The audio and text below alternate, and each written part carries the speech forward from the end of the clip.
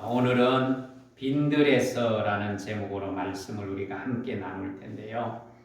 3장에서 사도 요한의 사역이 시작이 되지요.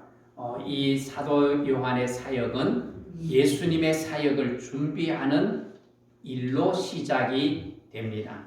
이 사역이 어떻게 시작이 되어졌고 우리는 어떻게 은혜를 누리고 그것을 적용해 갈 것인가를 함께 우리가 살폈으면 좋겠습니다. 2절을 먼저 보십시오.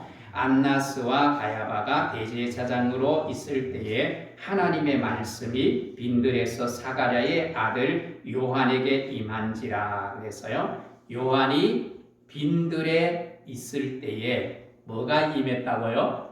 하나님의 말씀이 임했다 그랬어요. 하나님의 말씀이 임했다. 요한의 사역은 어디서 준비되었는가 하면 빈들에서 준비되었습니다. 빈들. 우리가 1장 80절 마지막 절을 우리가 함께 묵상하기도 했는데, 아이가 자라며 심령이 강하여지며 이스라엘에게 나타날 때까지 빈들에 있으니라. 그래서요, 이 말씀은 요한에 대한 말씀이에요.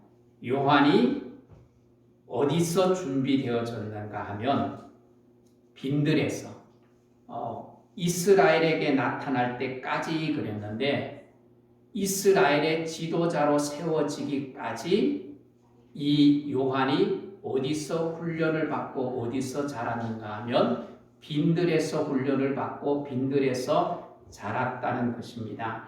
여러분, 빈들은 어떤 곳이에요? 빈들은 여러분 사람들이 뭐예요?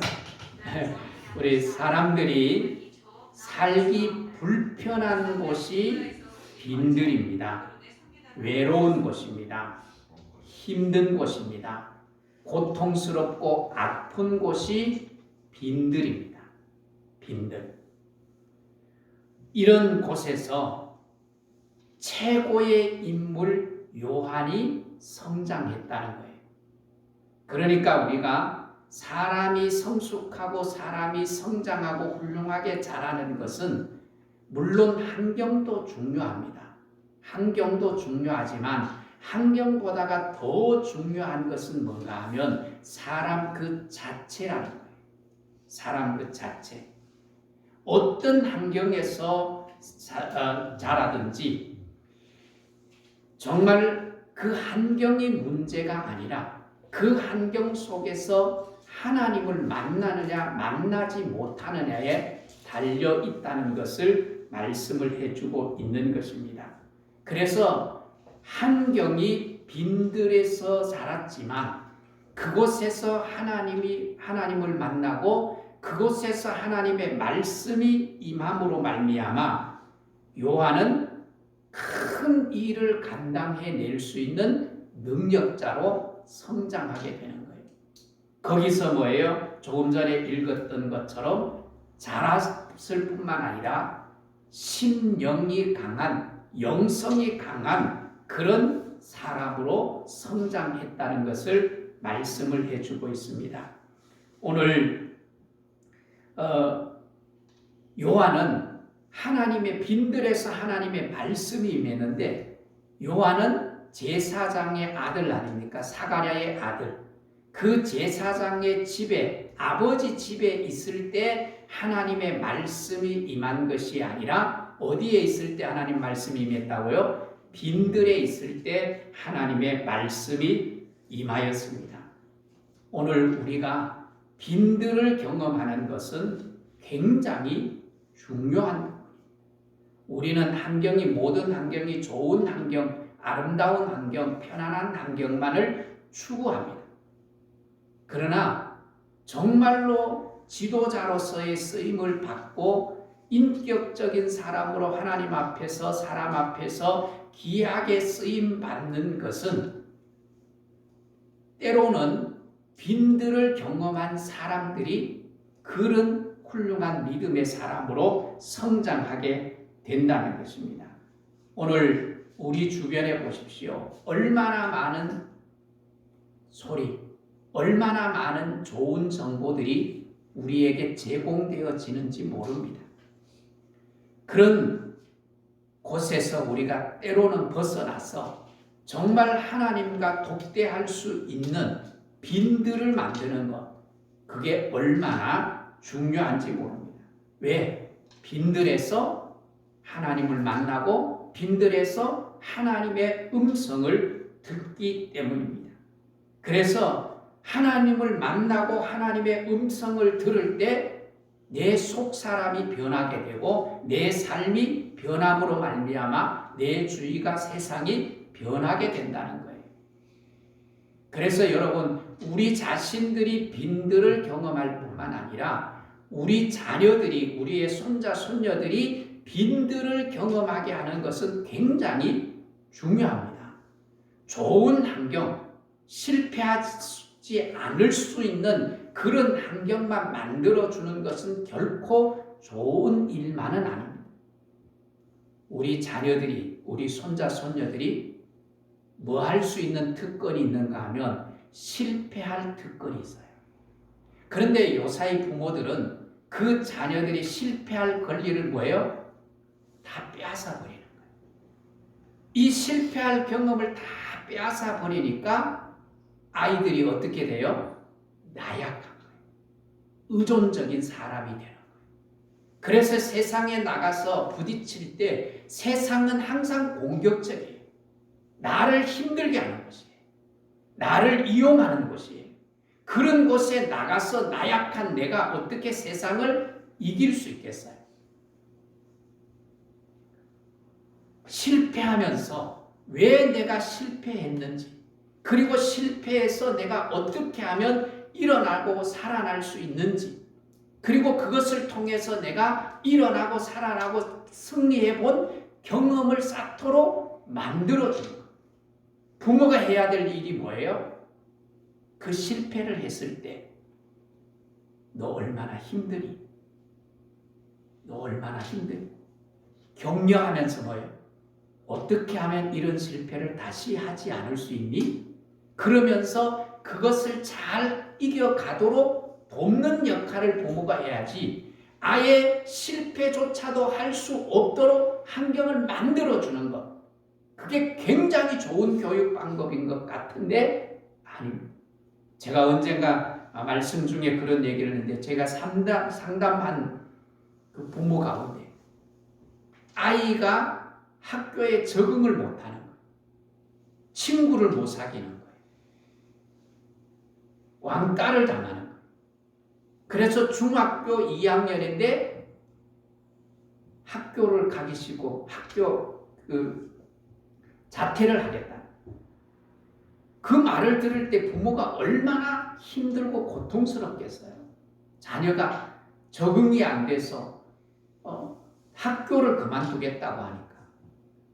근데 그 얘기를 왜 그렇게 됐는지 얘기를 들어보니까 모든 게 부모가 다 결정을 해준 거예요. 친구를 사귈 때도 친구 이런 아이는 사귀지 말고 이런 애들만 사귀라. 내 마음에 드는 친구만 있는 게 아니잖아요. 나를 힘들게 하고 나를 공격하는 아이도 있고 나에게 친절을 베풀어주고 나에게 가까이 오는 친구도 있어요. 그런 친구들을 어떻게 대할 것인지, 어떤 관계를 가져야 될 것인지를 가르쳐줘야 되는데 아예 그것을 해보지 못하도록 만들어버리니까 어떻게 해요? 제 애는 우리와 함께 놀 수 있는 아이가 아니야. 그리고 왕따를 시키는 거예요. 그래서 힘든 곳, 어려운 곳, 그런 곳을 보내지 않는 거예요. 근데 여러분, 빈들이 없으면 큰 사람, 지도자로 성장할 수가 없어요. 리더자로 성장할 수 없어요. 빈들이 없는 사람에게는 사실상 하나님을 만나기가 힘들어요. 여러분 가만히 한번 생각해 보십시오. 여러분 신앙생활하면서 하나님을 언제 인격적으로 경험하고 그 하나님을 사모했어요? 여러분이 아마 빈들에 있습니다. 어렵고 고통스럽고 외롭고 힘들고 누구에게도 기댈 수 없는, 누구에게도 말할 수 없는 고통의 환경 속에 있을 때 하나님을 찾기 시작해요. 하나님을 사모하기 시작해요. 그때 하나님이 만나주시고 그때 하나님이 말씀해 주시는, 깨닫게 해주시는.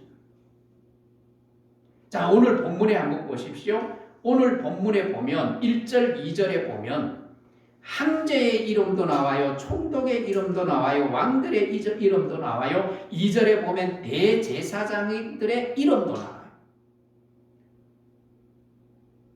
자, 그런데 이들에게 하나님의 말씀이 임했다는 흔적이 있어요? 없어요? 흔적이 없어요. 이들은 힘 있는 사람들이에요. 똑똑하고 권력을 가진 사람이었어요. 하나님을 찾고 하나님을 사모할 마음 없는 거예요. 이런 자에게 하나님의 말씀이 임하지 않는 거예요. 하나님의 말씀은 궁궐이나 화려한 성전에 말씀이 임하는 것이 아니라 빈들에 있을 때, 빈들에 있을 때, 내가 아무것도 의지할 수 없는 환경 속에 사방으로 우겨쌈을 당하고 보이는 것은 하늘밖에 없어. 보이는 것은 찾을 길은, 의지할 곳은 하나님밖에 없어. 그럴 때에 하나님을 사모하게 되고 그럴 때에 하나님을 만나게 되는 거예요. 하나님의 말씀이 내게 들리는 거예요. 오늘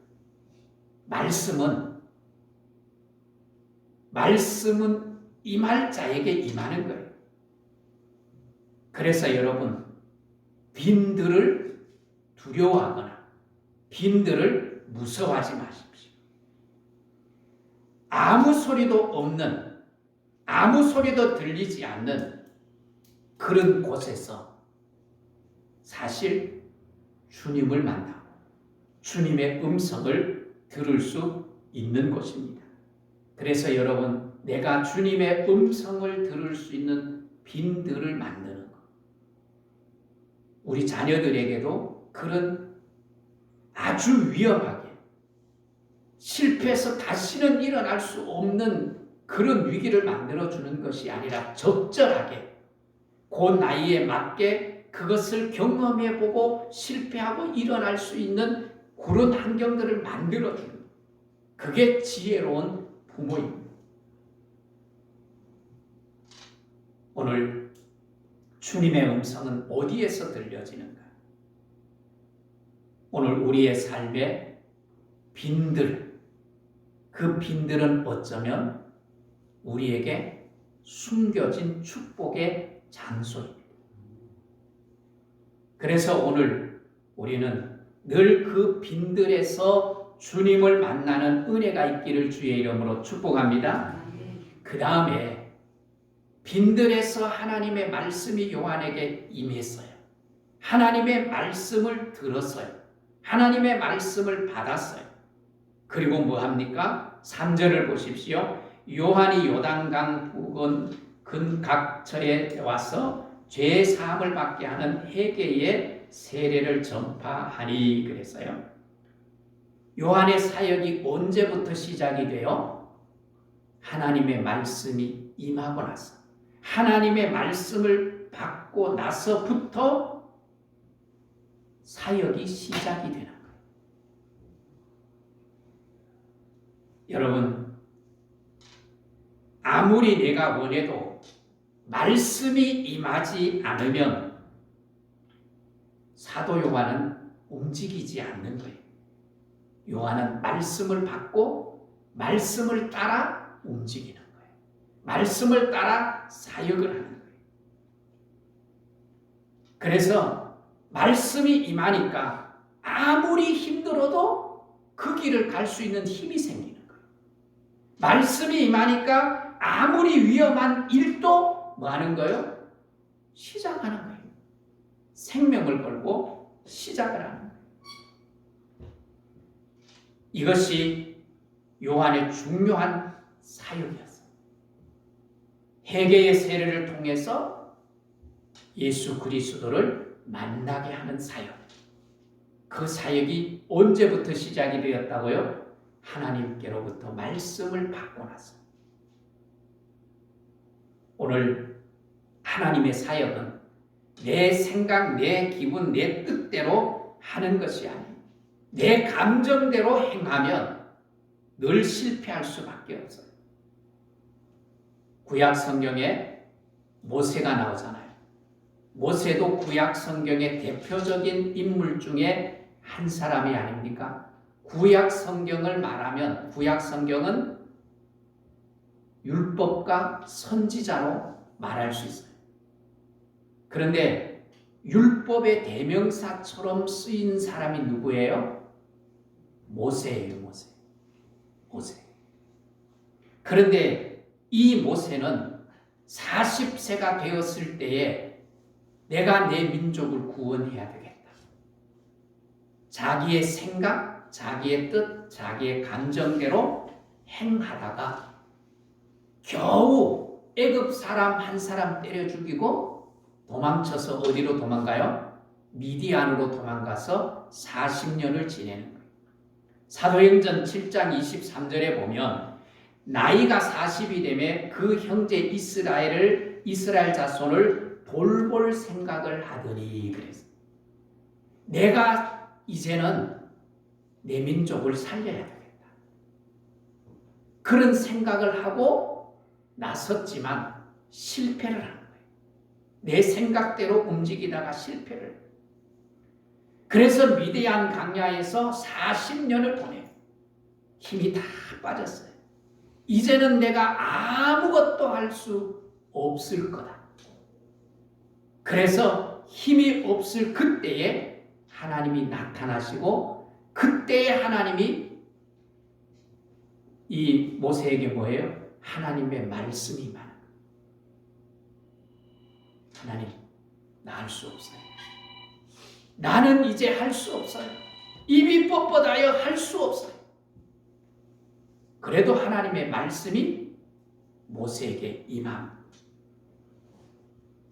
출애굽기 3장에 보면 그 하나님의 말씀이 모세에게 임하게 되니까 애굽에서 배웠던 학문과 구변으로 할 수 없었던 놀라운 일을 모세가 뭐예요?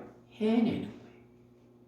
내 생각과 내 의지대로 내 뜻대로 하려고 할 때 실패했는데 힘이 없어 이제는 아무것도 할 수 없다고 생각한 모세에게 하나님의 말씀이 임하니까 생각지도 못한 놀라운 일들을 민족을 구원하고 민족을 이끌어내는 그 놀라운 일들을 행하지 않습니까? 오늘 말씀을 따라 살고 말씀을 따라 순종하면서 우리가 맡겨진 일들을 감당할 수 있는 은혜가 있기를 주의 이름으로 축복합니다. 그래서 우리가 가정생활을 할 때도 직장생활을 할 때도 사업을 할 때도 늘 우리가 무엇을 구해야 됩니까? 하나님의 말씀, 하나님의 뜻이 무엇입니까? 깨닫게 해주십시오. 들려주게 해주십시오. 여러 사건들을 보면서 하나님의 뜻이 무엇인지 분별하게 해주세요. 이게 얼마나 중요한지 모릅니다. 그래서 말씀을 듣고 말씀을 깨닫고 말씀 따라 순종하고 살아갈 때 거기에 열매가 맺히고 거기에 뭐가 있어요? 풍성한 삶이 이루어지는 거예요. 오늘 그런 은혜가 있기를 주의 이름으로 축복합니다. 자, 요한이 빈들에서 뭘 들어요? 하나님의 말씀이 임해요. 하나님의 말씀을 들어요. 그 말씀을 듣고 이제 사역을 시작해요. 그렇게 사역을 시작하면서 요한의 사역은 소리의 역할을 하는 거예요. 소리의 역할. 자, 오늘 4절은 이사야 40장 말씀을 인용한 말씀입니다. 거기 한번 보십시오. 선지자 이사야의 책에 쓴 바 강야에서 외치는 자에 뭐가 있었다고요? 소리가 있어 이르되 너희는 주의 길을 예비하라. 그의 오실 길을 곱게 하라. 요한은 소리의 역할을 한 거예요. 소리. 여러분 소리를 본 적이 있나요? 소리를 보신 분 손 한번 들어보세요. 소리를 본 사람은 아무도 없어요. 소리는 뭐예요? 들릴 뿐이에요. 들릴 뿐이에요. 세례 요한은 소리의 역할을 합니다. 그래서 나는 나타나지 않지만 누가 나타나는 거예요? 내 소리를 통해서 누가 나타나기를 원하는 거예요? 예수 그리스도. 하나님의 아들 예수 그리스도가 나타나기를 원하시는 거예요. 그래서 요한복음 3장 30절에 그는 흥하여야 되겠고, 그가 누구예요? 예수 그리스도. 나는 뭐예요? 새하여야 하리라. 예수 그리스도가 나를 통해서 드러난다면 내가 새해도 기꺼이 뭐 하겠다는 거예요? 받아들이겠다. 내가 새함으로 예수 그리스도가 흥할 수만 있다면 그 일을 내가 하겠다는 거예요. 이렇게 세례 요한은 소리의 역할을 합니다. 많은 사람을 회개의 세례를 통하여서 예수 그리스도를 만나고 예수 그리스도를 높이게 하되 자기는 뭐예요? 없어지는 것. 보이지 않게.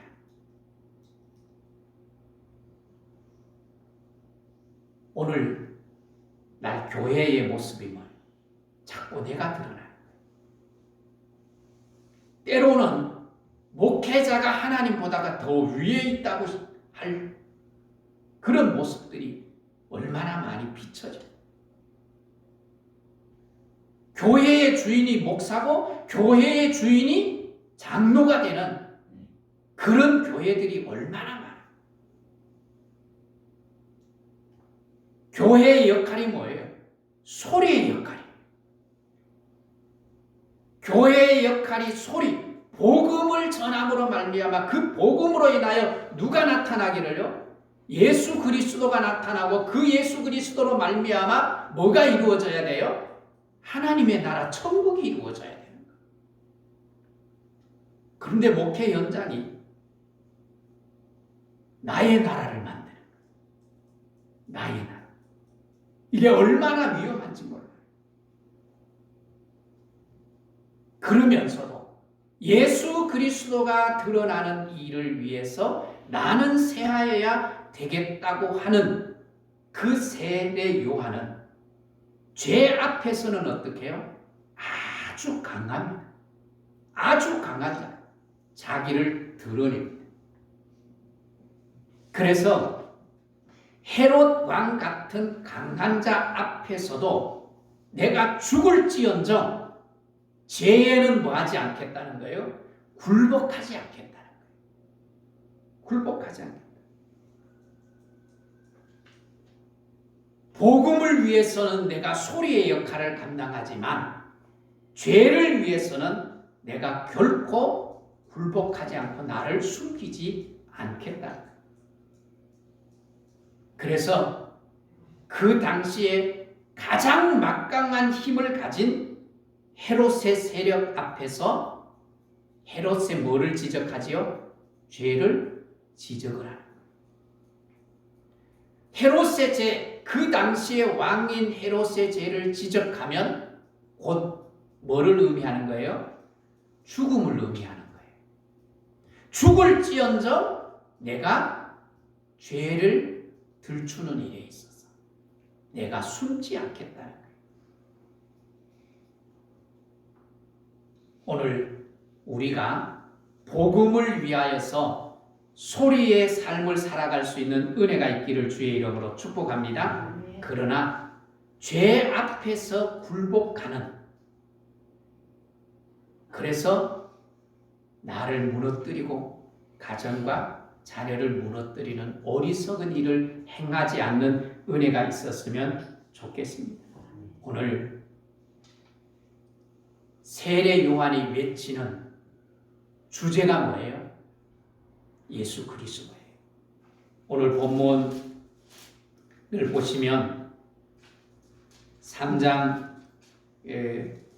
4절에서 6절을 보시면 구약 성경에 예언되어져 있는 예수 그리스도에 대해서, 예수 그리스도가 어떤 분인지, 내가 그분의 올 길을 내가 준비하고 곧게 할 뿐만 아니라 그분은 어떤 분이라고요? 골짜기를 메우고 모든 산과 작은 산이 낮아지고 굽은 것이 곧아지고 험한 길을 평탄케 하실 분, 모든 육체가 하나님의 구원을 이루게 하실 분, 예수 그리스도.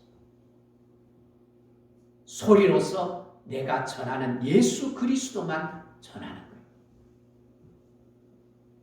오늘 말씀을 통해서 예수 그리스도를 만나는 은혜가 있기를 원합니다. 그리고 예수 그리스도를 만남으로 인하여서 내게 맡겨진 사명이 있잖아요. 목사로서의 사명, 장로님, 권사님, 집사님으로, 또 가정에서는 부모로서, 자녀로서, 또 직장에 나가서는 내가 사장으로서, 경영자로서, 또 아니면 직원으로서 내게 주어진 일들이 있잖아요. 그것을 말씀을 따라 지혜롭게 잘 감당함으로 정말 내 삶이 풍성해질 뿐만 아니라 내가 가는 그곳에 천국을 이루어낼 수 있는 그런 복된 은혜가 있기를 축복합니다. 그리고 우리의 자녀들이 그런 삶을 살아낼 수 있도록 우리가 늘 격려하고, 더 나아가서 뭐예요? 그들을 하나님 앞에 올려드리면서 하나님, 이들이 이런 삶을 살아갈 수 있도록, 영향력 있는 그런 삶을 살아갈 수 있도록 은혜를 주십시오. 오늘 말씀이 임하면 첫 번째로 나타나는 역사가 있어요. 그 역사가 뭐예요? 회개예요. 오늘 세례 요한이 회개의 세례를 주었다고 했잖아요. 말씀이 임하면 회개가 해요. 회개는 곧 뭐를 말합니까? 삶의 변화를 말합니다. 삶의 변화는 곧 무엇을 가져오는가 하면 열매를 가져오는 거예요. 풍성함을 가져오는 거예요. 그리고 나뿐만 아니라 또 다른 사람들에게 뭐예요? 유익을 주는 거예요. 오늘 그런 삶의 역사를 이루어가는 믿음의 성도들이 될 수 있기를 주의 이름으로 축복합니다. 그리고 더 나아가서 우리의 자녀들이 그런 자녀들이 될 수 있는 그런 은혜와 복을 누리는 우리의 가정들이 될 수 있기를 축복합니다.